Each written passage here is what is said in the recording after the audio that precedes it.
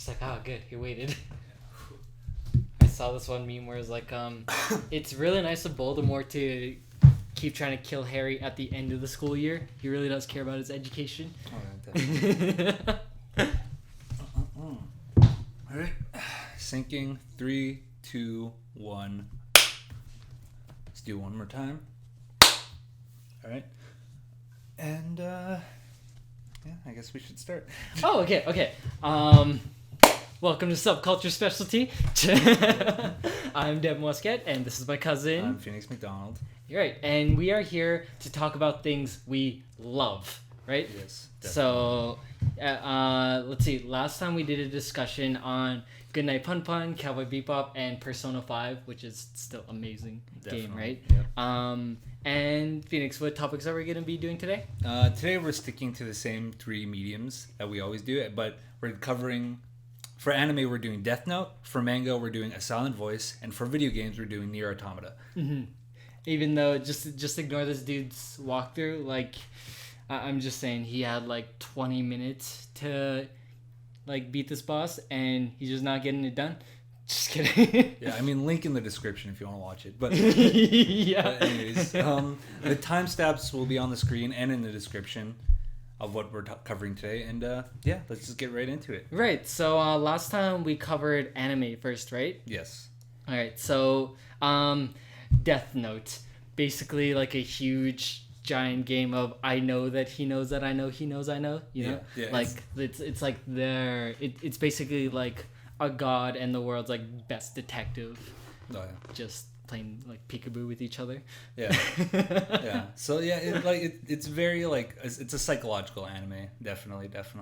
But like what I want to know is like which side did you fall on, like in terms of Light and L? Like which one were you supporting throughout the series? Okay, so something that my dad always told me as a kid was he said that the hero can only be as good as the bad guy. So I was a little bit biased towards Light, definitely. But I mean, when you look at L, he's just such a cool hero. So I did really want him to, capture Light in the end, because it's like Light was like this kid that like had everything going for him. Has like perfect grades. He's like the perfect student, but he was just like absolutely bored with his life, right? And then he finally gets to meet like his intellectual equal that almost bested him. Like, I don't know. L was just such a cool character. And it's like he never talks about himself, Definitely, right? Yeah. And, he kind of like shows you what kind of person he is. Even though he was born into like this, his rich family, and unfortunately his like parents passed away. He's basically like the anime Batman. Yeah. But, less whiny about his parents. Like, sorry if you're watching this, Batman, but I mean, like, come on, dude. Yeah. Yeah. Like, what did you think of Nier? Like his sort of like successor in a way at the end? Because I was not a fan of Nier or whatever that fucking other guy's name was. Yeah, it just seemed like he kind of came out of nowhere, really. And, he was basically just like a mini L version. And, like, I was not a fan of Nier as a character because he kind of just came out of nowhere, right? Yeah. But at the same time, let's see, what's the word I'm looking for? At the same time, the fact that he was kind of just thrown into the story, that's the part that kind of, like, gets me to cringe thinking about it. Because, like, you look at the relationship that Light had with L, and, they were just trying to, like, outwit each other. Obviously, they like, never outright accused each other. Yeah. Or, sorry, like, ever fully trusted each other. But it was, like, such a great relationship because you didn't know what was going to happen next. Like, every single action that Light did to try to throw L off, he like had an answer for it. Like even like during that awesome scene when they're like doing the tennis match. Oh yeah. And it's like if I win, is he gonna perceive me as like challenging him and like trying to like throw off his game as a detective? And it's like, no, it's like natural, like human nature to want to win and to best somebody. Yeah. And then you have like the other character thinking, but if it looks like he's throwing the match, maybe he's throwing the match on purpose, but he's pretending to give it his all just so I don't accuse him of being like this person, right?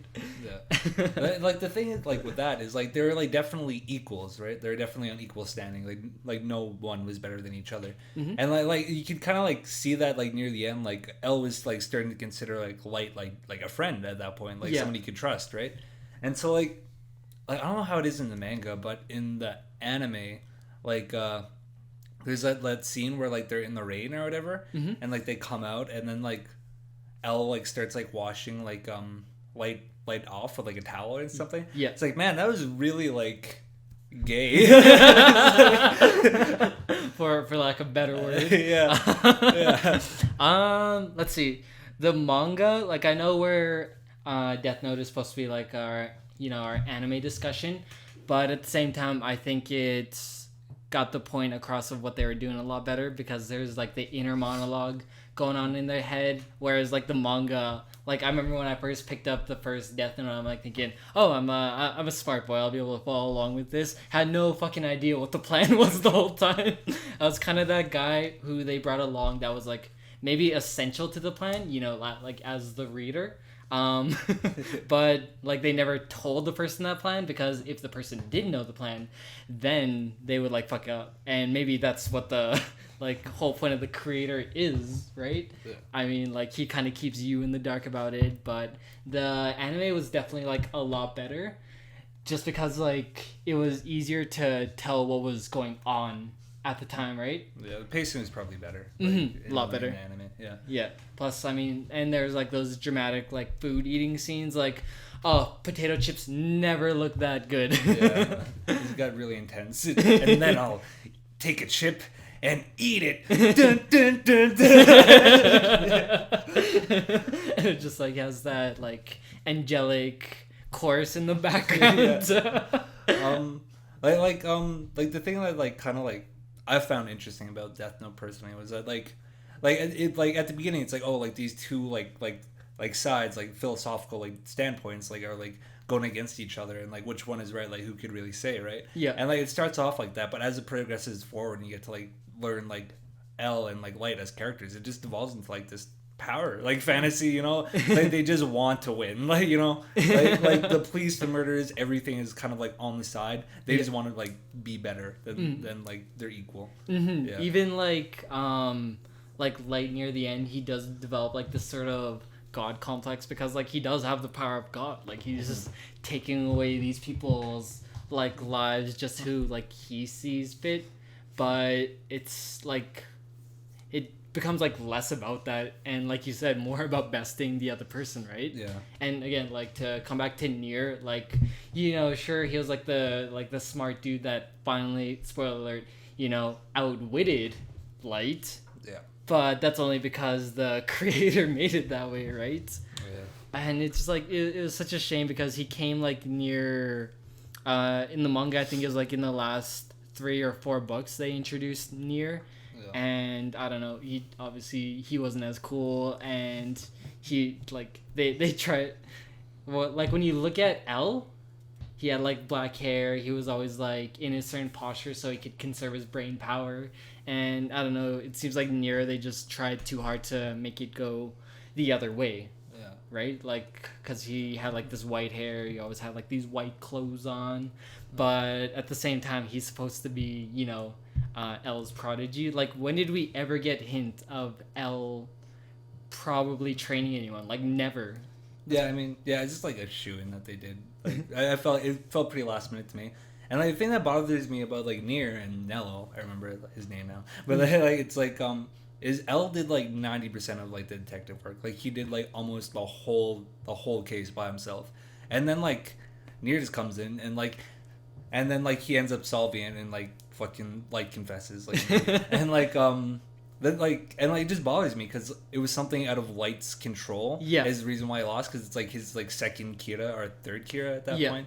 It was like he was like doing the murders and like he just slipped up because he didn't check if anybody was following him and went to a lockbox, right? Yeah. Like it felt like just such like I felt cheated because it's like that was like nothing in Light's control. It just felt like it wasn't an actual victory for Nier. Right. Yeah. It's just, oh, it sucked.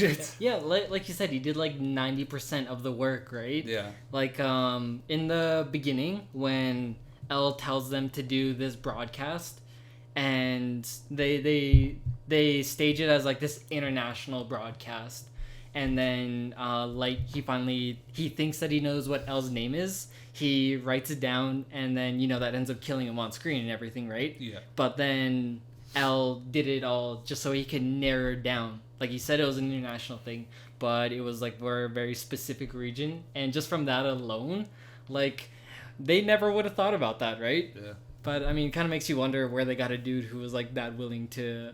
No, wait, he was like a convict. He was like death row inmate or something. Yeah. Gotcha, right? Been quite a long time. Yeah. How are we doing on time? We're in 11 minutes. We can keep going if you have some more stuff to say. All right, cool.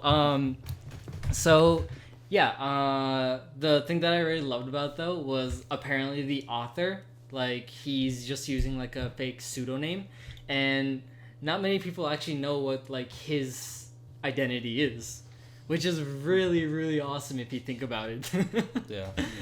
And again, like going back to the manga, he keeps you and the reader in the dark because there's like so much going on, and like me personally, I had a really, really hard time following through with it.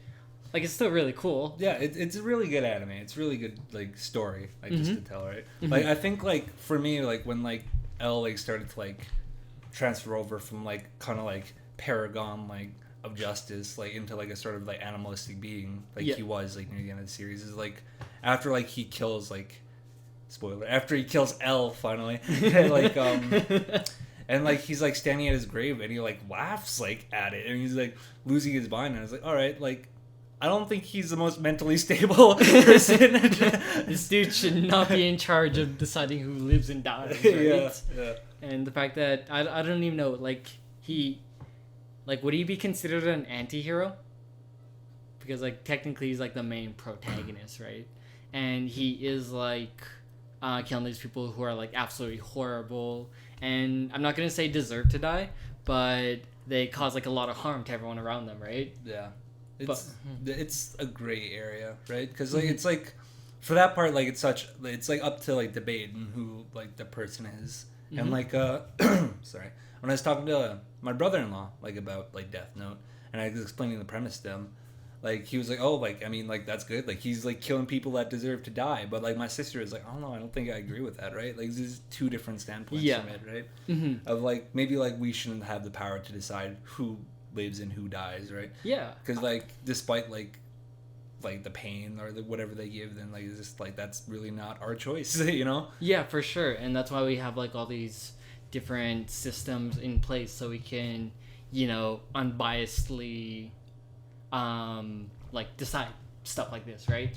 Like obviously I've never been in the law system, so I personally wouldn't know, but if I had like a magical death note that could like just kill people, I probably shouldn't use it, because like you're still going out of your way to like kill people when there's a reason why they're already like in prison. They're dealing with like everything that they're dealing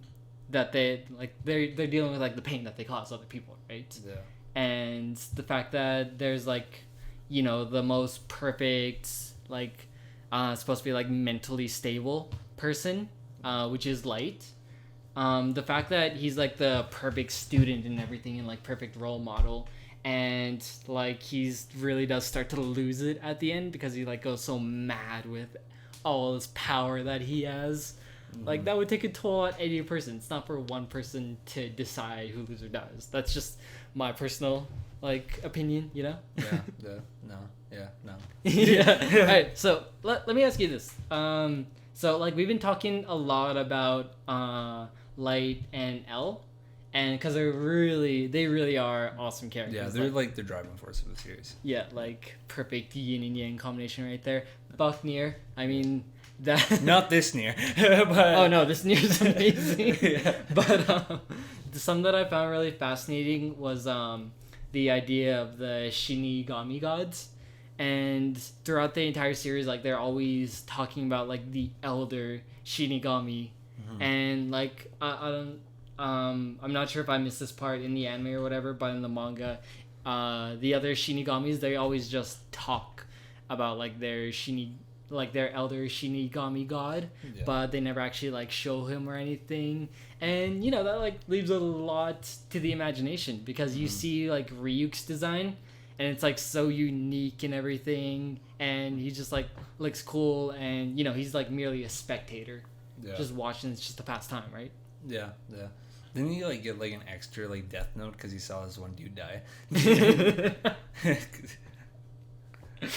I know he dropped the death note down. Yeah, because he was like super bored and he was like, "Fuck it." Yeah. He's like, "Whoops." Yeet. There goes my power to kill people on will and everything. Yeah. But yeah, no, the Shinigami like designs are so cool, and we only got to see like maybe like 5 different Shinigamis throughout the entire series, right? Mm-hmm. And the fact that, you know, they're like merely just spectators watching all of this, and yet you have like Light and L on the bottom. They're like having this mad power struggle to determine like what's righteous, what's like their version of justice.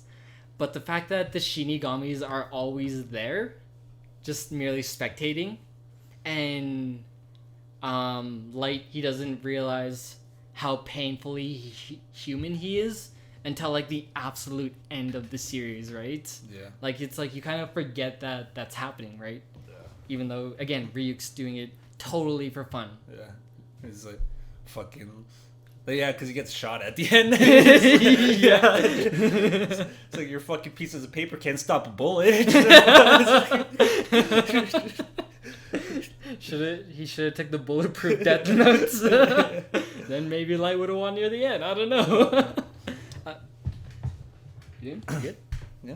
Yeah. Any closing remarks about Death Note? Again, like my favorite part about this is the Shinigami god concepts, because again they're always there, but we never like see their true power and everything, because like again just spectating, they could have killed both L or Light near any of it. And the fact that they're just there to remind us like how mortal we are as humans, that was amazing. And it just leaves like so much to the imagination and all that. And that's the part that I found really cool about it. Oh, and L is like an amazing character. Fucking fantastic. All right. How about you? I mean, personally, I could care less about the Shinigami gods, but like I just love the characters. I just like, I'm all for characters and shit like that. Like it's just like L and Light, like they're like so like they're such an amazing combination, and they just perfect the series. Like honestly, like that's probably a perfect series just because of those characters, except for the end, of course. But yeah, Yeah. it's amazing. Oh, fucking Neir, Near. Yeah. Anyways, so alright, so manga portion of our talk now. This is one that Pheonix recommended me, called A Silent Voice, and you know, it was like amazing. I read it like on every single bus ride home. I read it at night, and it's like, even though it's like only 7 volumes, it was just like still so amazing. Honestly, like you have. Sorry, maybe I should let Pheonix talk about this more, because like again, he's the one that introduced me to it. So, what did you think about the series? Like, well, I mean, it's about. I mean, there's 2 different ways you can interpret it. It could be either about forgiveness and what it means and how to actually properly do it, or it could be about communication and like what it means when someone has that lack of communication in the world, right? Yeah. So like obviously, like when you were reading, what was your interpretation going through it? Well, obviously, what was the main character's name again? Something. Yeah, that's how memorable Shoya. he was. Shoya. That's Oh yeah, Shoya. So obviously Shoya, he's like an absolute like just the worst to Shoko, and she's like the sweetest character you would ever meet, right? Yeah. But just the fact that like everyone's turning like a blind eye to her pain, even though she's like such a caring person for everyone else, that was really, really heartbreaking, especially to see from like Shoyo, because like they did a really great job of making you not like him, even though he's like the main character, right?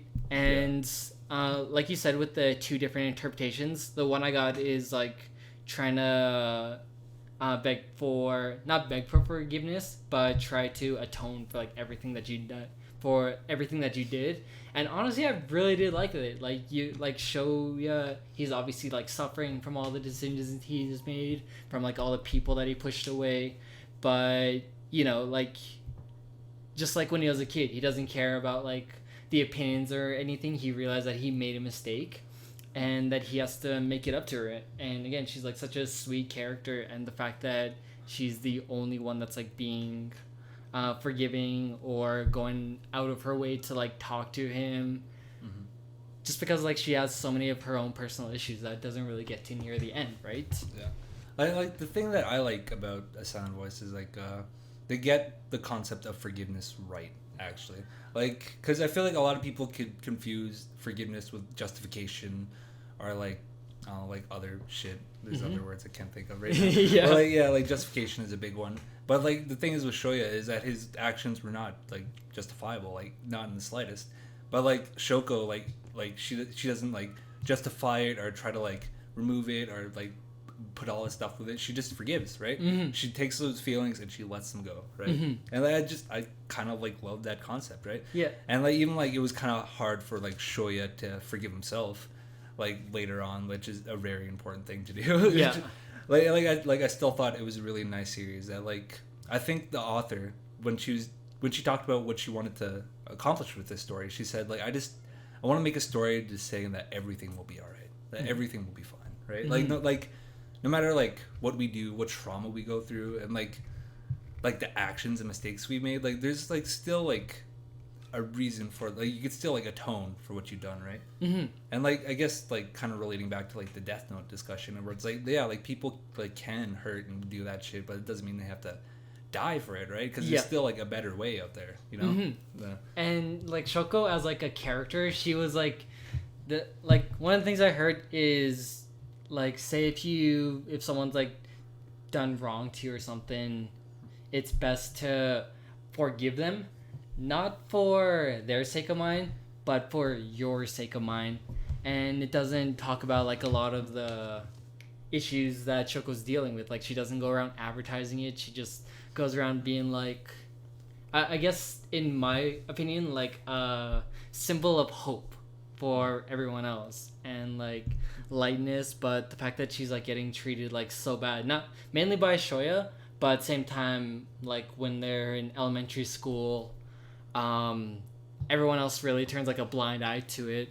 Yeah. And the fact that they just like all blame it on Shoya when they like as a classroom, even the teacher, like they turn a blind eye to it, and that's like so heartbreaking, honestly, because again, she's like such a sweet person, yet she's dealing with the sadness all by herself.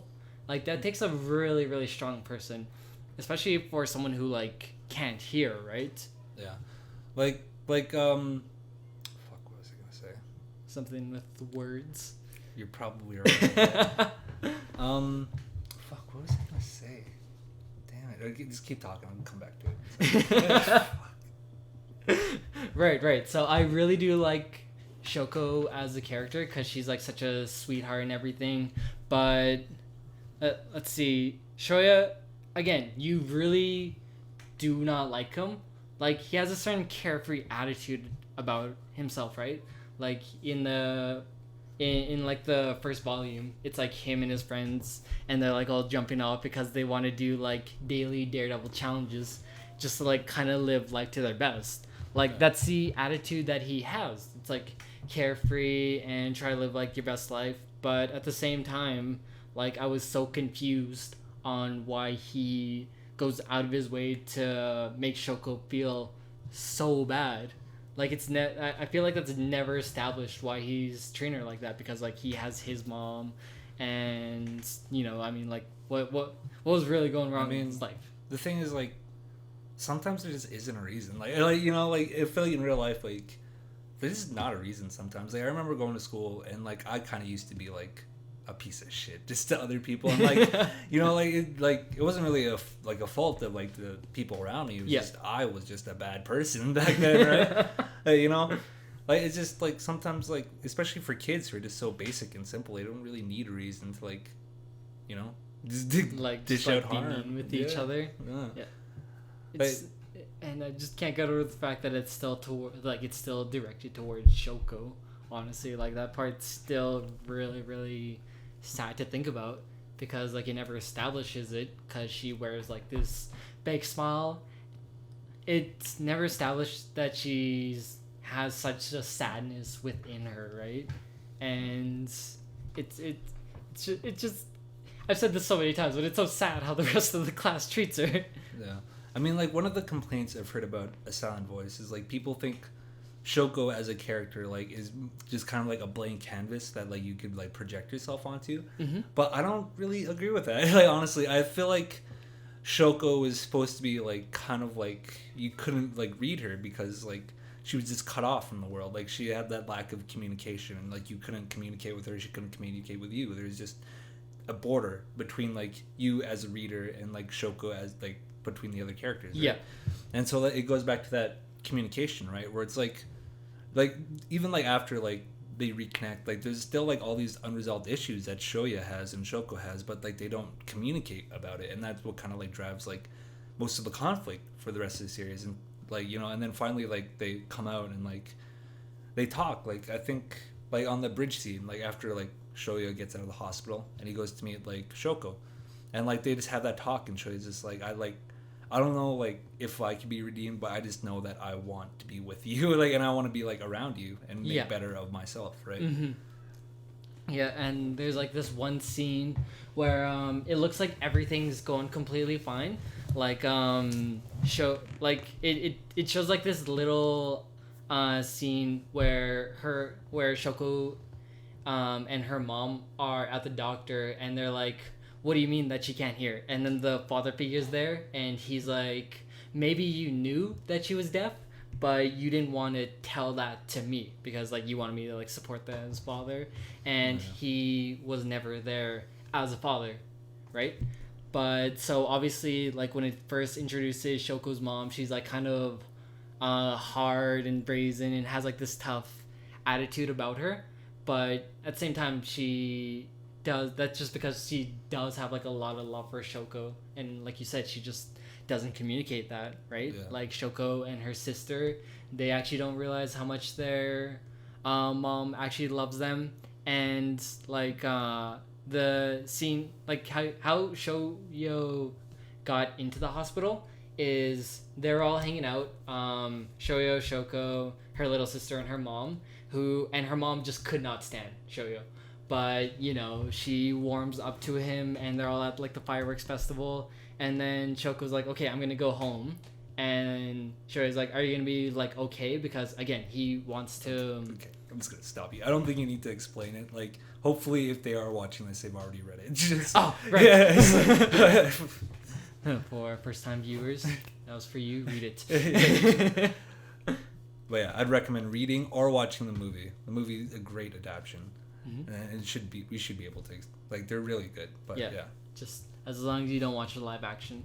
And just the note, I actually have no idea if there's a live action version of. I don't think so. There might be, but I don't think so. I mean, like, live action versions are always so bad.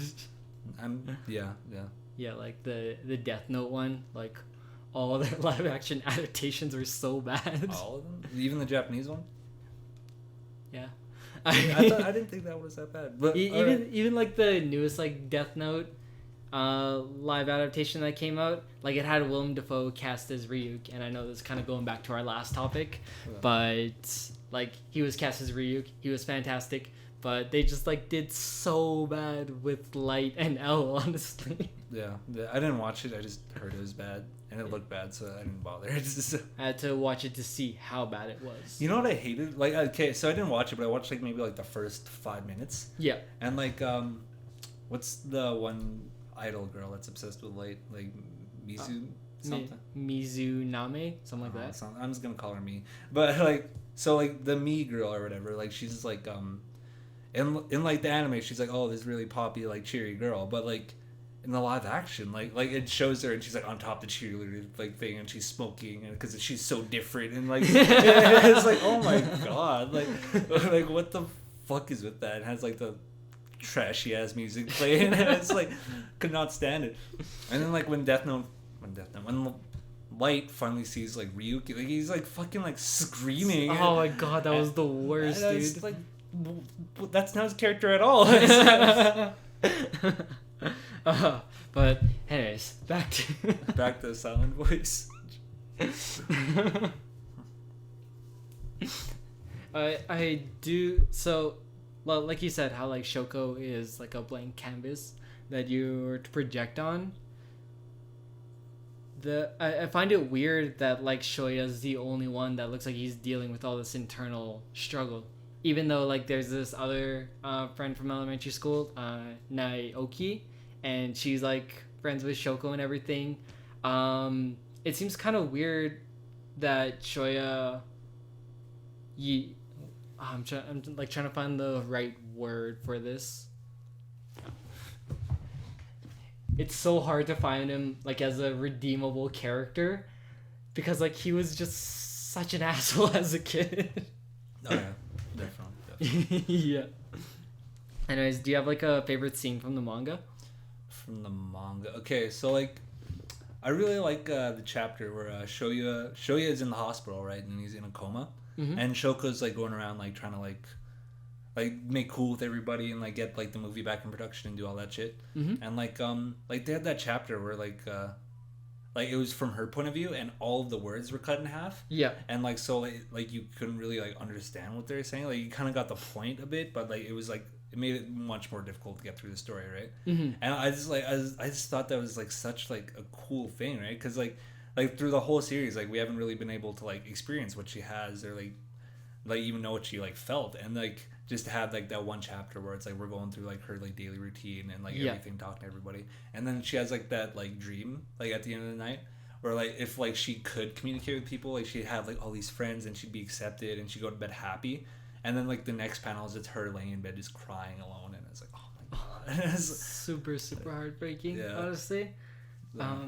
Some that I thought was like a nice touch. Like you said, like all her words were cut in half, right? Yeah. Like that was from her perspective.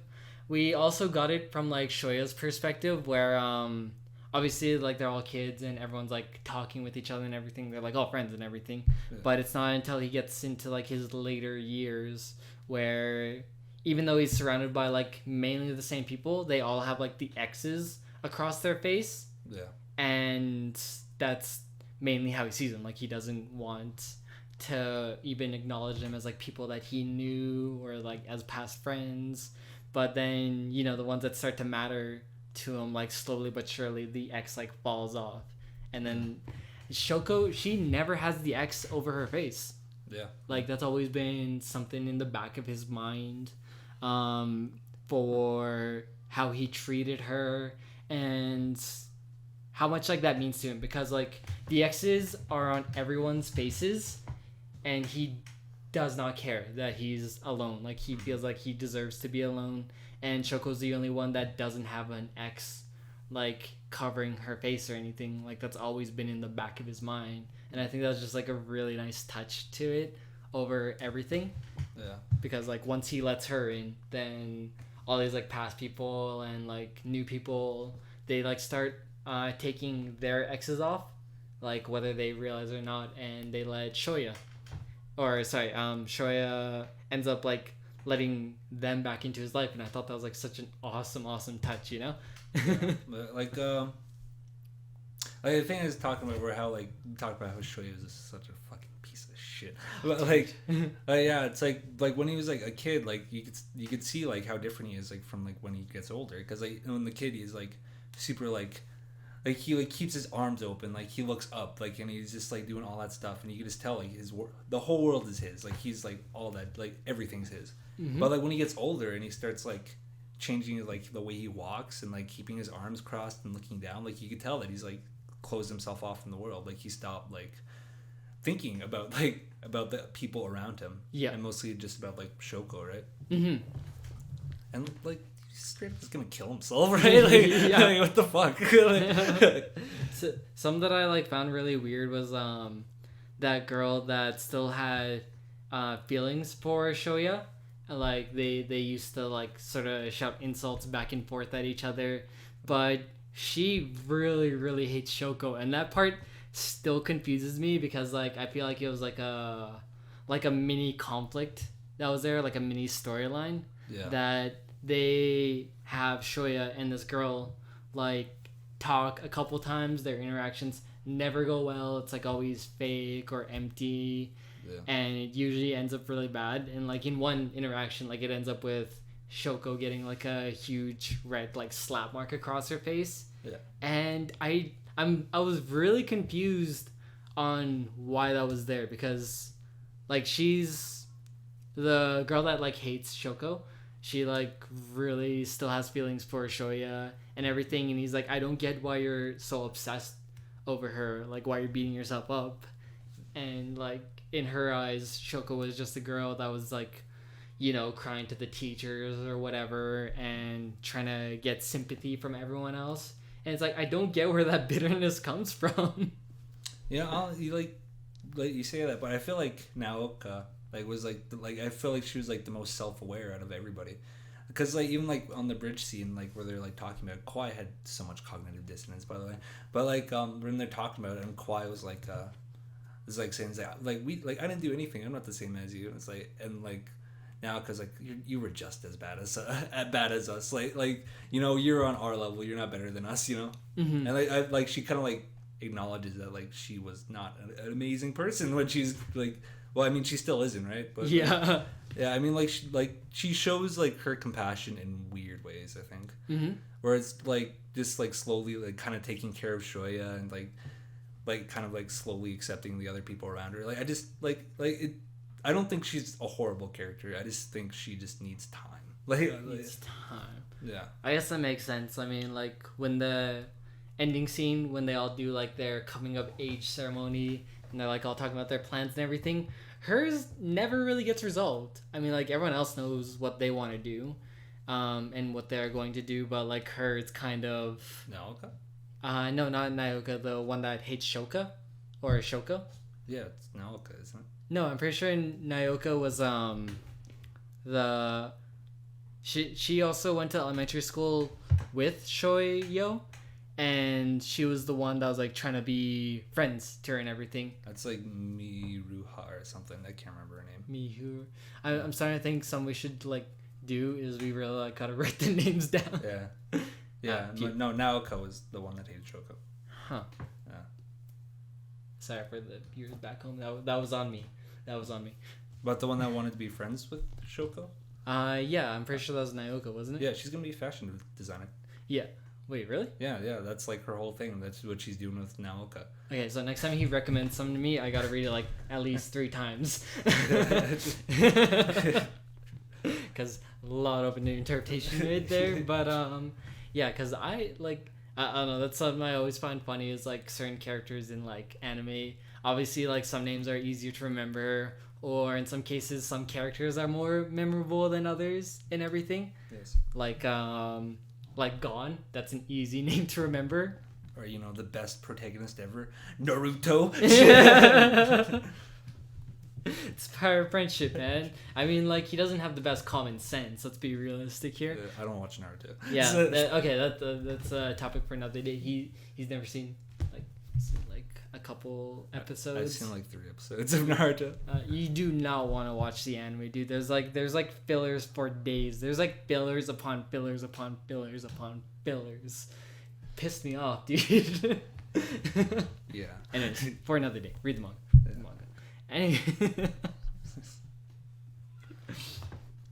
Anyways, I do think it's like really nice that Shoyo, like, it doesn't For the first one, it shows them as a kid, but then it like transitions over to high school, and you never really see any of the development that like he goes through to make him feel the way that he does. He's kind of just there, trying to like be a better person to Shoko, not to everyone else, but to Shoko. And I thought that was a really interesting way of dealing with it because like he was so like it skips over like all that time, and like the last image you have of Shoyo is from when he was a kid, like when he was still mean. And I thought that was like a really effective way of setting up the guilt that he would feel, rather than if it was like a slow thing through middle school or whatever, because I mean they don't meet until they're in high school anyways, right?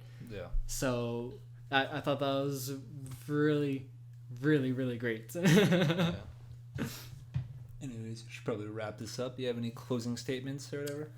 It was really great. I probably need to give this another read if I'm being honest. Mm-hmm. But yeah, adults in that world suck, except for Shoyo's mom and the grandma. The grandma was fantastic. Yeah. And I would say Shoko's mom, like in the end, like you really do get a sense that she does love her daughter. She just doesn't know how to express it. But other than that, all the adults suck. That's my final one. There's also the girl teacher that tried to introduce sign language.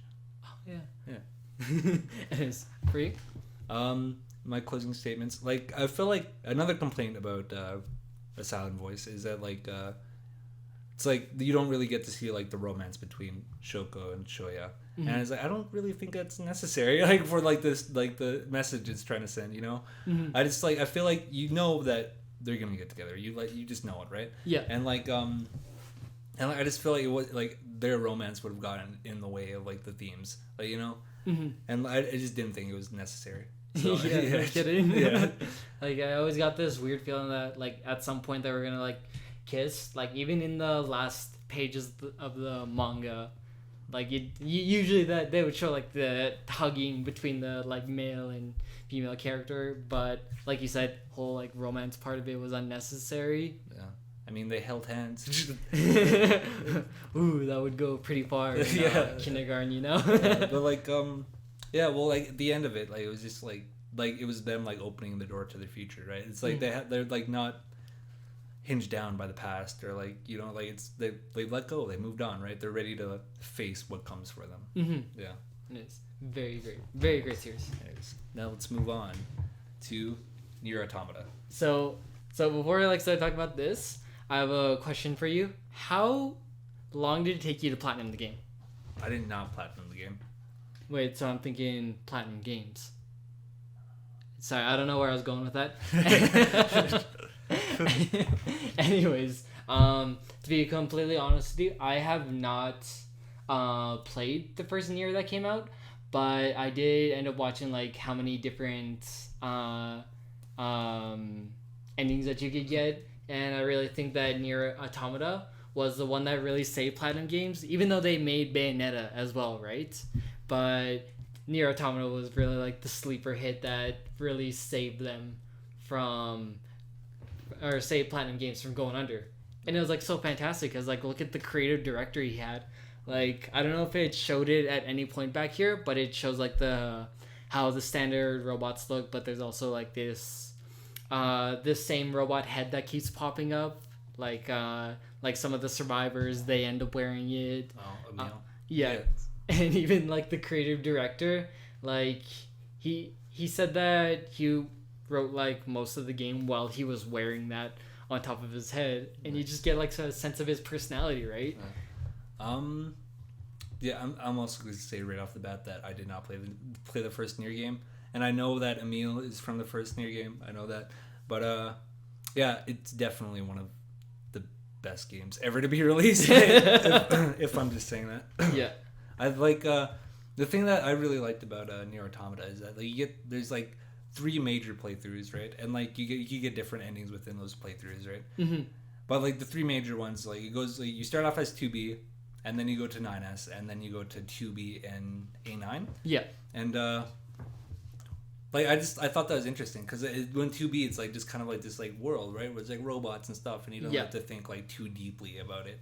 And then once you get into 9S's like playthrough, then like it starts to get revealed on like what is actually going on in the background, like what like the Yorha means, and like the humans like going out, and like how there's not really like much purpose like for like the androids or the machines like at that point, because both of their races are gone, and like they're just been kind of stuck in this like desolate world, like just with no real purpose, right? And like I think that's like such like an interesting thing, because like for me, like especially when the first playthrough, when they talk about the aliens and like the humans, they talk about them in like such like high regards. It's like in a way, like it's almost like they're like gods. Like, like it was like this great war that happened between them, right? Yeah. Like I'm pretty sure that's why the Yor units were created, so they could participate in that war, right?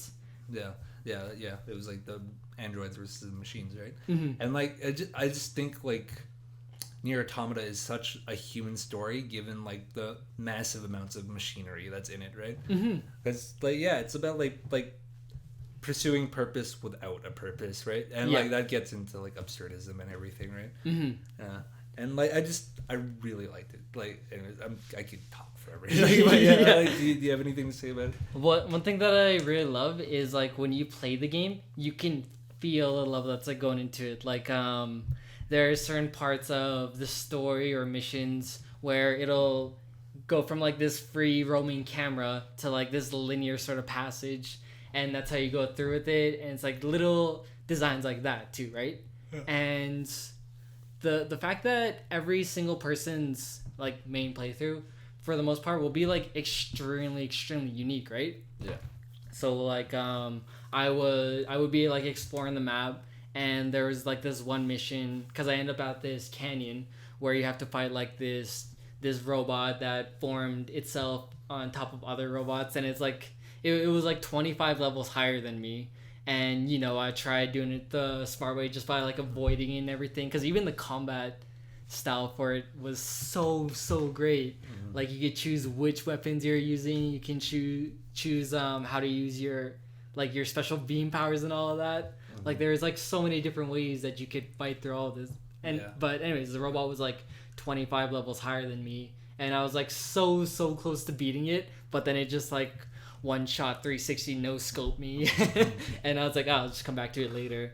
And then I found out that I couldn't do that, and then I'm like, oh damn it, I wish I knew that. But I'm like, I'll probably never be able to, like, would I need that quest to get the true ending? Maybe not, I don't know. But the fact that this game, like, it requires like so many playthroughs is such a really awesome feature about it, because it's like it's a very short game, but again, you really do need to play it more than like 2 or 3 times to really appreciate it as a game, you know? Like going back, like talking about the combat systems, like literally every other person I've seen play Nier Automata, they have a different like loadout, and like it's always completely different from mine. But like it's like what I really like in terms of like story wise is like, it of course it's a very human story, but like it's like even when you get to like the robots, like the like machines, right? And like there's really like clunky like big like mess of like just shapes, right? And like but like they're like, if you like go and do the quests, and like they have like all these like super like human stories, and I'm saying like a whole lot. And so like you it's so hard. It's so hard. But you get like these stories, like, and they just can't like, they can't express like their emotions like through like that robot exterior, because they're stuck in their mind, and they can't vocalize it properly, and they can't express it properly. Like I remember, like I saw this one video from Alexander, who's a YouTube channel I love, but like and he was saying that there's this one quest where like this robot will ask you to go and get her daughter, and so you have to go and like get her daughter and escort her back like to like the mom, and like so you could do that and you win the mission, right? Cool.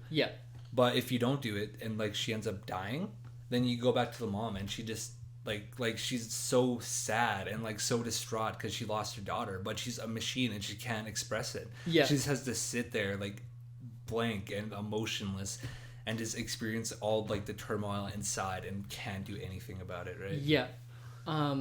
Some that I found like really unique. Like you said, like these robots are experiencing these human emotions, but they don't know how to express it, right? Yeah. So would you say the main villains, like obviously those would have to be Adam and Eve, right? Yeah. Like the two androids that were created from machines, weirdly enough. Yeah. There was like this little, well, not little, but it was like there was obviously some book adaptations of this, and it tells a couple chapters from 2B's perspective and 9S's, like they're doing the mission, like the beginning missions, like here, right? But you also get a couple chapters from Adam and Eve's perspective, because like Adam, he was like created as a robot, and even in the book it's like so unique because like one letter's big, one letter's small, and then it like goes to that way because he's like trying to form the language and everything. But one of the questions like he asks himself is, how am I supposed to react to this? And he looks through all of the human history, and in the records, the first two humans made were Adam and Eve. Therefore, that's like where they got their name from and everything.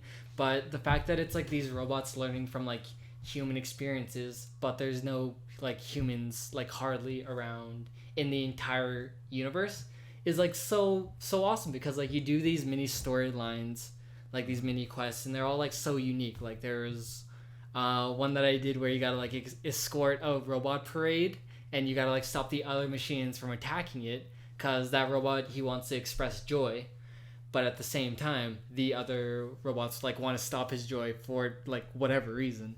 Right? Yeah. Like that's just what they're doing. Or even there's this other robot that's always mentioned in the story, like you always encounter him at different points. It was like Pascal, wasn't it?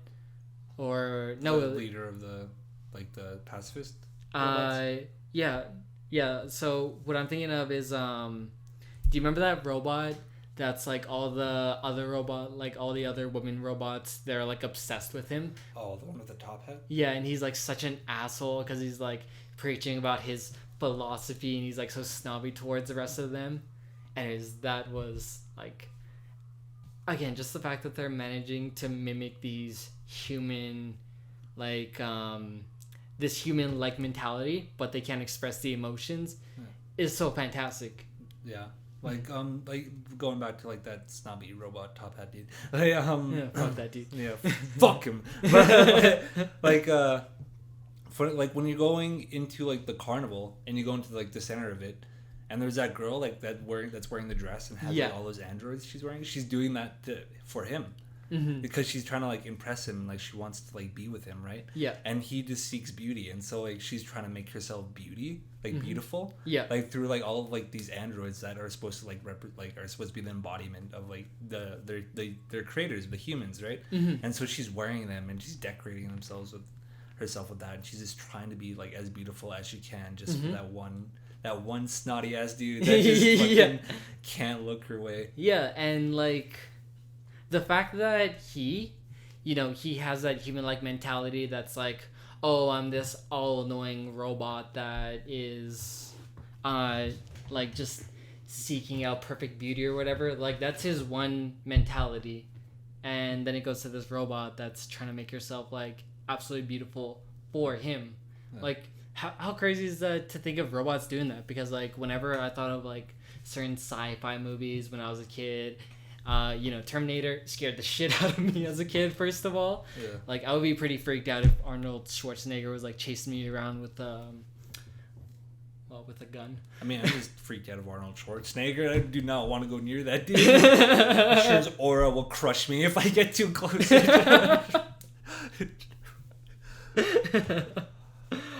It's just so great. But, yeah, you never really think of that concept of them. Like, you think of, like, there's HAL 9000, right? Yeah, cold, calculating, Like always thinking about the next thing. And when you think of, like, robots or AIs, the main worry for all of them is that they're going to develop, that they're going to be much more intelligent than humans could ever possibly hope to be. And then they would, like, outthink us as a species. Yeah. But then you get a story like Nier that comes along that's showing all these robots that are, yeah, you're fighting some of them, but there's also some robots that are like going away from you because like they just want to live, right? Yeah. But it's even like some of them are trying to protect like what they love. Like it's like the jungle and they're trying to protect the king, which is so sad. Oh, dude, that part was heartbreaking. Because like they're all taking care of him and they're just like, why isn't he growing? He's a baby. Like he's supposed to grow and they're just protecting it for like all like centuries. For everything. And the fact that you're playing as like 2B, who's like this awesome character, but like she's an android, right? And one of like the side stories I like that I really liked about her is she's in contact with this other android up on your station, and she's like asking like these little requests, like, can you take pictures for me? Can you bring some flowers? Yeah. And you know, whenever 9S does that, she expresses like such gratitude towards the other android, even though 2B, like as a character, she only has like one single purpose, right? Like they were sent down to Earth to destroy all these robots so they could win their war. But then it's like these little storylines add up, and the part that like I actually saw like this meme early in the day where it's like, to be a machine with feelings is killing other robots, and then like some of the robots start running away that have feelings, and then it shows like the surprise Pikachu face, but it has like 2B's like mask over it and everything. She has like, she's surprised that these other robots are feeling feelings, you know? The thing that like fucked me up is like, I can't remember what mission it is, but you're like slaughtering all these machines and you've been doing it for like a while, just like these like faceless machines that don't say anything. Mm-hmm. But then like they just start saying like, it hurts, stop, and I'm just like, what the fuck? Yeah, but like you're and again, you're sent down there and like it's your objective to destroy these people, right? Yeah. So like you don't question it. But then, like, you learn in later playthroughs that these robots are developing like these human emotions, because again, there's not many humans around on Earth that they can mimic.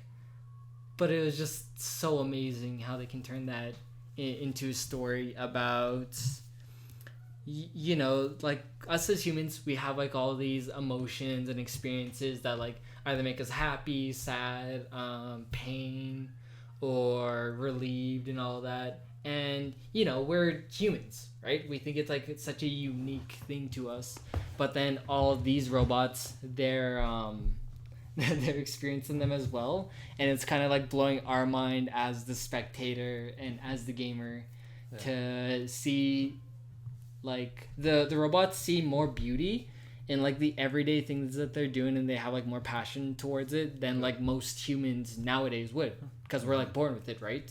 Yeah. Like I think like the thing that like really fucked me up, it's like Near Automata is a tragedy. Like it's like a tragic story. But like in the third playthrough, like when everything's going down, it's going to shit. Like and, like Pascal's like pacifist camp gets like attacked, right? And they all have to like retreat to the old factory and like do that. And Pascal, like she's like out there, and she's operating those big ass fucking like Goliath like robots, and like she's doing that, and she's fighting off all these hordes of machines, like just protect like these like kid machines that like she wants to keep safe. Yeah. And she does that, and she goes through all that hell, and she comes back and she finds out like all of those machines killed themselves. They all stabbed themselves like in their core, and like just because they didn't want to like experience like any horror, because they were too afraid of like what might come for them, right? And like Pascal's like just like distraught, and like she's like just like, I cannot live anymore, like, I can't do this. And you get like the impossible choice where it's like you could kill her or like you could erase her memory, and those are the two choices. But what I didn't know is that you don't have to make a choice there. Like you could just walk out of the room, and like you don't have to kill her, you don't have to erase her memory. And like I think that's such like a weird and unique thing, because like they're just two like extreme ends of the coin, right? Yeah. But like just to like leave and to have her feel all that emotional trauma and pain would probably be like in a way the kindest thing you could do in that moment, which is like just like says a lot about like the human experience and everything, because like we have to get by with pain, we have to live with that, like that's us, right?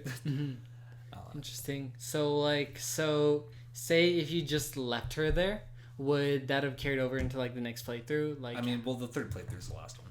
oh right, Yeah, right. yeah. So, yeah. Yeah, seriously, a crazy, crazy game though. And again, like you can feel all the love that's like really going into it. And I had a friend who was telling me like what a mindfuck the first Nier was, because like he was trying to explain it to me, and I'm like, what? But then it's like I don't really understand it as well. Like I have such a hard time understanding Nier as a game. But like you said, it's like an insanely tragic game, right? Yeah. But yeah, I feel like Nier is something like you don't have to think like too deeply about it. Just feel it. Like that's all you gotta do, right? It's because it's based on human emotions and human empathy, and like it's a weird thing to be like fighting android robots with a big bomb, like, and to think that a game is based on empathy, but it is, because like with like 2B and like her whole like story arc is like she's always gonna get paired up with like the same 9S unit. She's always gonna like come to like him, and he's always gonna find out too much, and she's gonna have to kill him. Like that's like her story thing, and it goes through that like countless times, right? Yeah. Because even like when like 9S gets infected by like the machine virus and she's choking him, she's like, this always happens. It always ends like this, you know? And like she just has to keep doing that. But then like in the third playthrough, when it's 2B that dies and like 9S has to go like through the whole thing like alone. Yeah. It like the thing that really broke my heart is like when like he was climbing up that tower, and like the machine makes all these 2B clones, and like he's forced to kill him and fight him, and he ends up like losing his arm. And what he does is like he grabs one of the 2B clones as he's laying beside him, and like he lets it rub his face before he takes her arm and uses it as his own. I was like, holy shit, dude! Like, yeah. Just like that was a lady android's arm now, but whatever makes you happy, you know. Yeah. It's pretty amazing game. It is fantastic, and the fact that there's like 26 different endings. Like I remember the first time I tried playing it, you're like flying down and everything, and you're shooting everything. I got past that part, but then I died in like when the giant mechanical monster, or sorry, robot is like attacking you. I died at that part, and then it just zoomed by the credits, and I was like, wait, what? So that was like one of the endings, and I'm like, all right, so does that mean I have to do this again? So do it again, and it's like, it's such a unique experience that has like so much thought put into it, right? Yeah. And it is what was that like incredibly funny one you were talking about though? Like one of the endings you could get? Oh, like when you eat a fish and die. You eat a fish. I love how like when you eat it too, it's just like it was quite tasty, and then she just dies. Or even like there's like this little feature in there where you have like a certain amount of slots that you can put in, and like whichever upgrades you want to like put into yourself, you gotta like take out certain ones to make them all fit and everything. Yeah. And like there's this one switch which is like, if you take this out you will die. And then like I tried calling its bluff and I fucking died. And yeah. I'm like, I honest to God do not know what I was expecting to happen there. Yeah, like what I find interesting about that whole like chip system is that like you literally like take out your HUD and like all that shit just to like get like a slightly more damage, you know? I think it's pretty cool, right? Where you could like take out these basic like stuff like just to add in like kind of like frivolous things, you know? Just, for sure. Yeah, I liked it. Anyways, so like back to the combat system. That part was like so amazing because like you can, you know, fit your pods like shoot lasers or have a bunch of spikes come out of the ground. Hammer. Yeah. That she's just like flawlessly thrown around, and you like upgraded. That part is so much fun about it. Like what was your loadout for it? My loadout, I had a really basic bitch loadout. I just used like the large sword and the small sword, and I think I had the laser beams and the hammer. Yeah, so like for mine I had like obviously the katana, and you got the spear too. That was really cool. Yeah. And yeah, I really liked it when you could use the pod upgrade where like it would just surround yourself with spikes. Like it's so cool in that moment when you're surrounded, and then you throw all these spikes down and it like knocks all the robots away and all that. Like it's so cool because like Platinum Games, Obviously, they made the Bayonetta franchise, and the combat style for that was pretty intense. Like same hack and slash thing, or sorry, same hack and slash style, right? Like it was just so cool. And the fact that you can like, let's see, I was gonna say go at your own pace, but I mean I guess that applies to like any game.